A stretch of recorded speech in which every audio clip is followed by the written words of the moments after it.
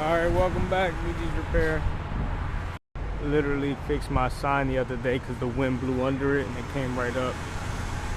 But we got a 91 40 F-150, and when he starts it in the it doesn't want to start up. It's kind of gotta give it gas and crank it a couple times, and then when he goes into reverse or drive, and he's in turning, it would shut off on him. So this is what I'm doing. I'm making sure that the timing is working or accurate before I move forward, because this vehicle has a new cap, rotor, and spark plug.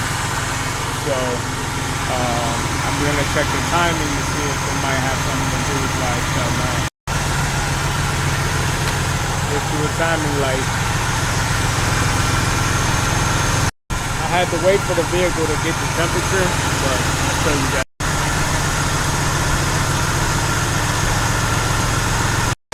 That's really hard to do, by the way. I'm gonna just move the distributor, get it to right to where that lines up, and we'll go from there out on the test drive.